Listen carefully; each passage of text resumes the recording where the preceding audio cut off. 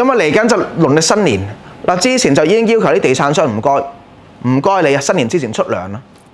爭人錢你月底之前好搞掂啦。恒大當然被點名啦，深圳就叫佳兆業唔該，你又係啊嚇，喺呢個月底之前好出糧啦，唔好拖糧啦，拖嗰啲快啲出翻糧。呢啲全部都係有份咁啊，係即係有呢個債務危機啊。咁根據呢個好似嗰啲報告啊，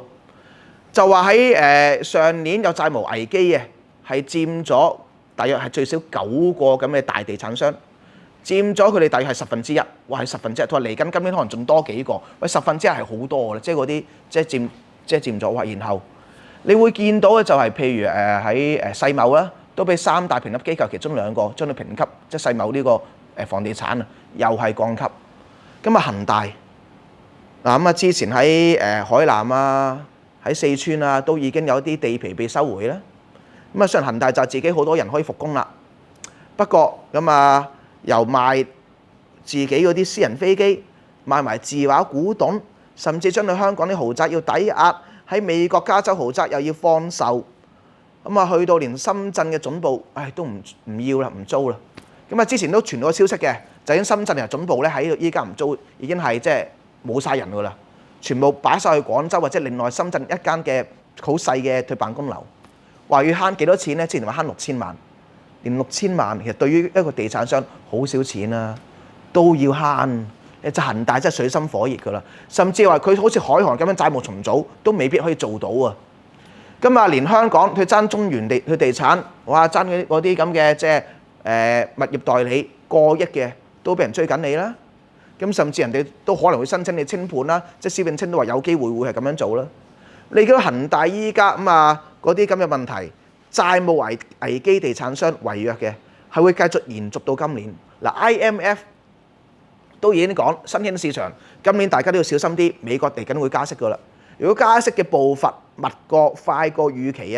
啊，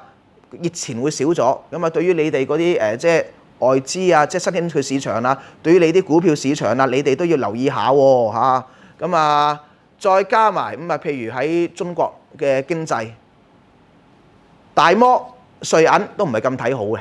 即係都話會繼續個增長會放緩。咁除咗地產商債務危機啦，亦都疫情，因為你繼續呢啲變種病毒，如果繼續係肆虐，而你哋繼續係唔係病毒咁傳嘅，而係即係下下大封鎖，對經濟都有影響。雖然都有啲係唱反調嘅，譬如渣打同匯豐，佢預計今年即係大陸嘅 GDP 增長5.6%或者5.5%。佢話嗰啲咁嘅即係疫情封鎖啊，或者嗰啲即係都唔係好長遠嘅啫。咁嗰啲地產商債務違約啊，都即係喐動唔到個系統根基嘅，都冇咩事嘅啫，係個別嘅啫嚇。你都見到即係大家講法都係唔同嘅。咁我不嬲對呢啲所謂嘅經濟報告睇下啦，有啲係即係其實係想你哋可能即係引導你哋去買邊一隻嘅股票啊，係點樣投資方向啊嚇。即係總之，但係都如果佢哋講啦一日疫情問題你未搞掂，一日係用呢啲咁嚴格嘅封鎖措施，最少東奧之前一定會繼續，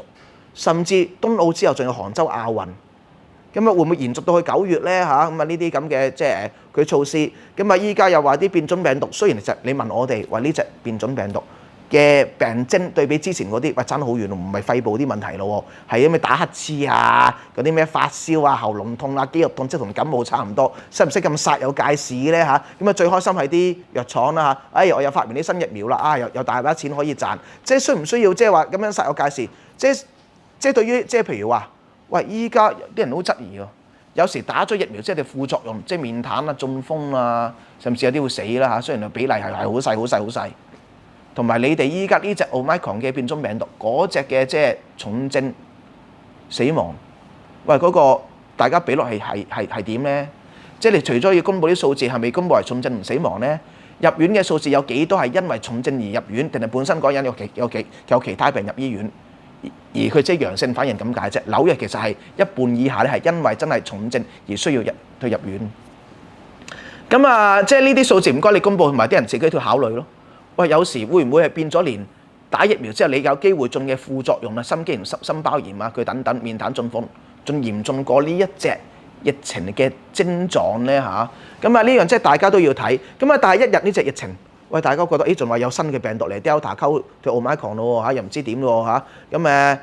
如果繼續你喺採取嗰啲好嚴格封鎖經濟措施咧，你話對經濟點會係冇影響啦？一日你用緊呢個措施對經濟一樣有影響，你要刺激翻嗰啲內循環啊、消費啊，你係即係唔係咁容易啊？咁啊，再加上譬如有時啊，呢度又唔俾要停產啦，嗰度又唔俾開住咧。咁啊的而且確係會有影響。咁啊冬奧啦，咁啊世衛佢講咗㗎啦。咁啊即係雖然而家疫情呢個傳播力好勁啦，即係我媽講啦，大家都唔好掉以輕心啊，因為一樣都有重症同埋死亡㗎。哇！呢個數字越爆越勁啦。不過世衛佢講咗啦，嗱放心，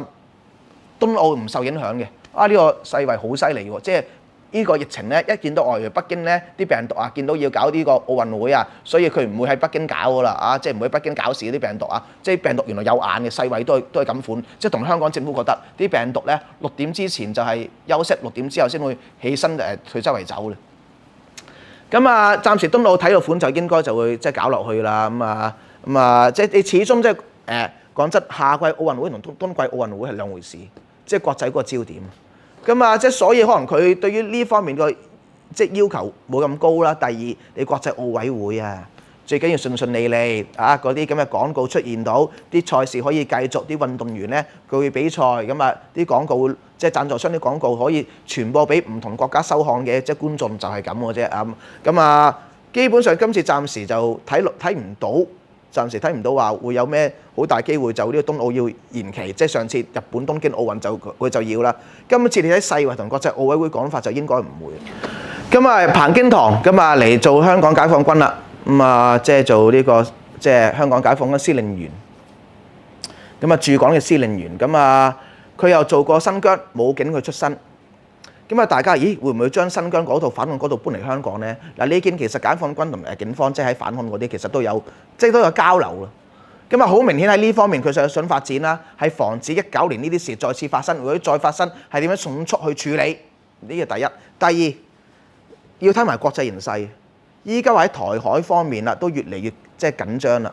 咁啊，東海、南海、香港呢幾方面啊，佢都一定會派翻一啲係有類似處理呢啲嘢嘅經驗嘅人，即係處理一啲即係同外國組織啊，佢視為嗰啲係即係恐怖組織啊，有啲經驗，咁啊鎮守香港都係唔出奇嘅，即係呢個係正常添啊，因為以佢依家喂嚟緊呢幾年，佢預計咁啊中美關係都唔會話特別 friend 㗎，咁尤其是啲台海關係，如果啊即係台海嘅問題越整越即係越大嘅爭拗越勁嘅，只會關係就越差。咁咧佢有咁嘅部署，咁啊彭京堂今次嚟香港咁啊去助陣，呢啲係唔出奇嘅事啊！